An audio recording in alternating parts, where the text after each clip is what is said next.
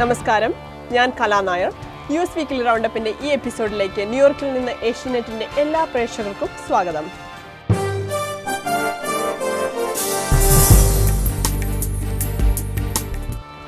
ഈ ആഴ്ചത്തെ highlights. Indian visiting visa നിയമമാറ്റം ചർച്ചാ വിഷയമാകുന്നു. ന്യൂഡൽഹിയിൽ നടക്കുന്ന പ്രവാസി ഭാരതീയ ദിവസിന് അമേരിക്കൻ മലയാളി സംഘടനകളുടെ സാന്നിധ്യം. അമേരിക്കയിലെ മലയാളി സംഘടനകളുടെ ക്രിസ്മസ് പുതുവത്സരാഘോഷങ്ങളുടെ ദൃശ്യങ്ങൾ. US Weekly Roundup starts now. Please stay with us.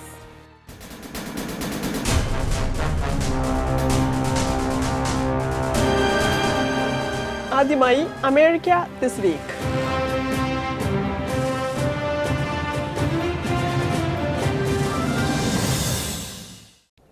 ന്യൂഡൽഹിയിൽ അടുത്ത വാരം നടക്കുന്ന പ്രവാസി ഭാരതീയ ദിവസിൽ ഒട്ടേറെ അമേരിക്കൻ മലയാളികൾ പങ്കെടുക്കുന്നു. ഫൊക്കാന, ഫോമ, വേൾഡ് മലയാളി കൗൺസിൽ, ഗോപിയോ എന്നിവരുടെ ആഭിമുഖ്യത്തിലാണ് മലയാളികളുടെ സംഘം സമ്മേളനത്തിനെത്തുന്നത്. സമ്മേളനത്തിന്റെ തലേ ദിവസം ജാനുവരി 7 നടക്കുന്ന 2 പരിപാടികൾക്ക് മലയാളികളാണ് നേതൃത്വം നൽകുന്നത്. നാനോ ടെക്നോളജി സംബന്ധിച്ച് ഗോപിയോ ചെയർമാൻ അമേരിക്കയിലുള്ള ഡോക്ടർ തോമസ് എബ്രഹാമിന്റെ നേതൃത്വത്തിൽ നടക്കുന്ന സമ്മേളനവും ഏറെ ശ്രദ്ധേയമായിരിക്കും. വിസിറ്റിംഗ് വിസയിൽ എത്തുന്നവർ ഇന്ത്യ വിട്ടാൽ 2 മാസം കഴിഞ്ഞ് വീണ്ടും പ്രവേശനം അനുവദിക്കൂ എന്ന ചട്ടത്തെ അമേരിക്കൻ മലയാളികളും ചോദ്യം ചെയ്യുന്നു.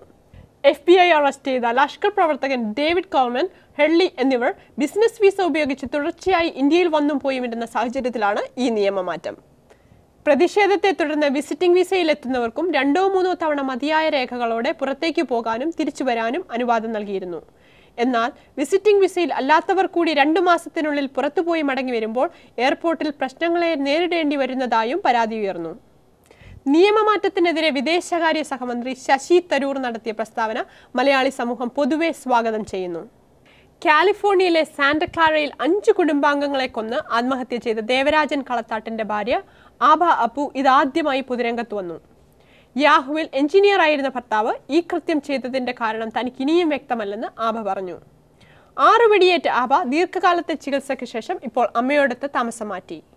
ആരോഗ്യം തീരെ ഇല്ലാത്തതിനാൽ 5ാമത്തെ ശസ്ത്രക്രിയ ഡോക്ടർമാർ നീട്ടിവെച്ചിരിക്കുകയാണ്. ദേവരാജനുമായി തന്റെ കുടുംബത്തിന് സാമ്പത്തിക ഇടപാടുകൾ ഒന്നുമില്ലായിരുന്നുവെന്നും US വീക്ക്ലി റൗണ്ടപ്പിൽ നൽകിയ ടെലിഫോൺ അഭിമുഖത്തിൽ പറഞ്ഞു. ഇനിയൊരു ഹെൽത്ത് റിപ്പോർട്ട്. പ്രമേഹത്തിന് കോഫി നന്ന്. കോഫി സ്ഥിരമായി കുടിക്കുന്നവർക്ക് പ്രമേഹ രോഗത്തെ നിയന്ത്രിക്കാൻ കഴിയുമെന്ന് പഠനങ്ങൾ വെളിപ്പെടുത്തുന്നു. Archives of internal medicine report ചെയ്ത വാർത്തയനുസരിച്ച് ദിവസവും 1 കപ്പ് കാപ്പി കുടിക്കുന്നവർക്ക് പ്രമേഹം പിടിപെടാനുള്ള സാധ്യത 7% കുറവുണ്ടാകും. ദിവസവും 3-4 കപ്പ് കോഫി കുടിക്കുക ശീലമാക്കിയുള്ളവർക്ക് 25% വരെ പ്രമേഹ സാധ്യത കുറയും. ഓസ്ട്രേലിയയിലെ സിഡ്നി സർവകലാശാലയിലെ George institute of internal health വിഭാഗം 4 ലക്ഷത്തോളം വ്യക്തികളെ ഉൾപ്പെടുത്തിയ പഠനത്തിലൂടെയാണ് ഈ റിപ്പോർട്ട് പ്രസിദ്ധീകരിച്ചത്. ഫോമ പ്രസിഡന്റ് സ്ഥാനത്തേക്ക് മത്സരിക്കുന്ന ബേബി ജോൺ ഊരാളിന് പിന്തുണ. മിനോയ് തോമസ് സെക്രട്ടറിയാകും.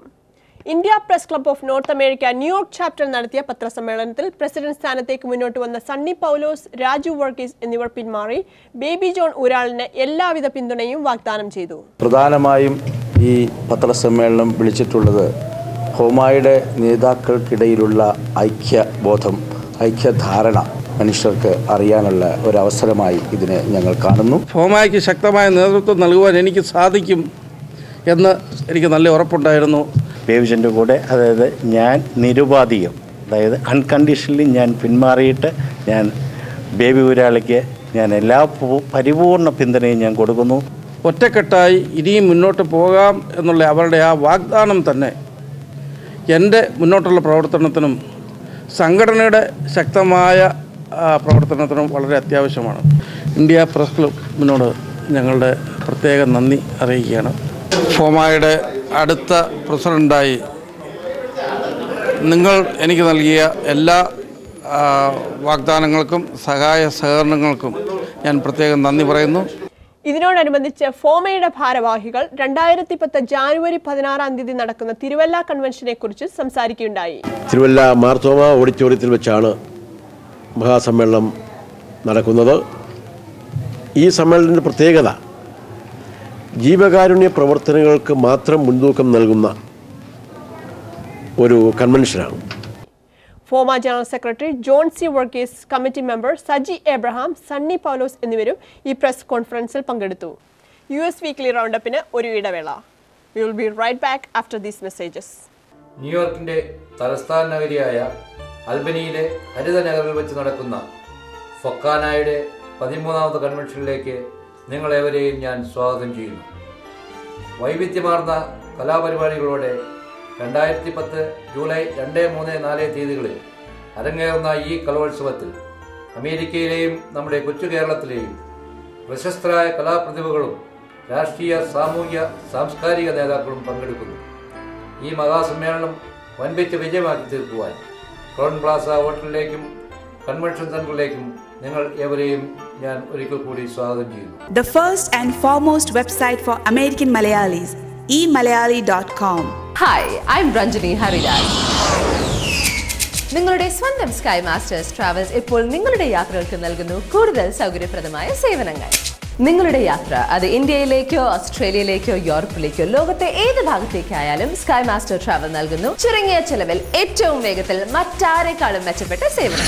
ഞങ്ങളെ വിളിക്കൂ 972-256-2200 or log on to www.skymastertravels.com. Our motto is your destination.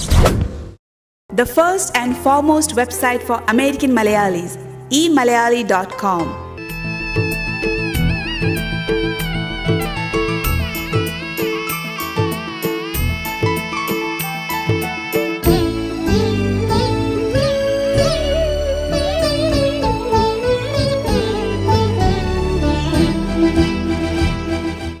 ന്യൂയോർക്കിലുള്ള Trinity School of Arts and മ്യൂസിക്കിന്റെ 1ാം വാർഷികം കൊണ്ടാടി. ഇതേ തുടർന്ന് വൈവിധ്യമാർന്ന കലാപരിപാടികളും അരങ്ങേറി. സ്കൂൾ ഡയറക്ടർ തോമസ് ചെറിയാൻ പരിപാടികൾക്ക് നേതൃത്വം നൽകി.